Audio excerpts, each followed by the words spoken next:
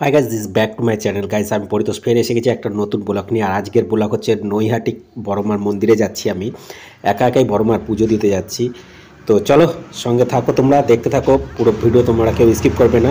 আমি এখন নৈহাটি খ্যা পাড়ে এসে গেছি। নৈহাটি খ্যা পাড়ে আমি লঞ্চে করে যাব। এখন নৌকা এখানে যাচ্ছে, কোন দেশে যাচ্ছে কোন সাইডে যাচ্ছে জানি না। যাই হোক, নৌকা করে অনেক লোকে যাচ্ছে কোন পারে। তো আমি লঞ্চের টিকিট কেটেছি, আমি লঞ্চে করে যাবো। তো আমি চলো লেন্স গো, লঞ্চের জন্য আমি এগিয়ে গেলাম। লঞ্চে নামছি আমি। সামনে দেখতে পাচ্ছ আমার লঞ্চ দাঁড়িয়ে আছে। লঞ্চে করে নৈহাটি যাব, চুঁচুড়ো থেকে নৈহাটির উদ্দেশ্যে রওনা করব। তো অসাধারণ পরিবেশ, সকালবেলা খুব ভালো লাগছে।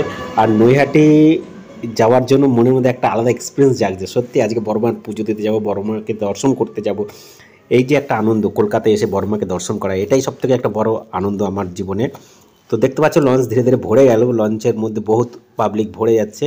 কিছুক্ষণের মধ্যে লঞ্চ ছেড়ে দেবে আর আপনাদের সামনে নৈহাটি পৌঁছে যাব। দেখতে দেখতে নৈহাটি পৌঁছে গেলাম।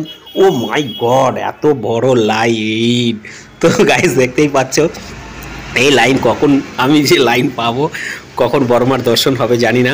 তবে চলো তোমাদের সঙ্গে প্রতিটা মুহূর্ত শেয়ার করতে থাকবো আর একটু বড়মাকে তোমাদের ঘুরিয়ে দেখিয়ে নিয়ে আসি মন্দিরটা।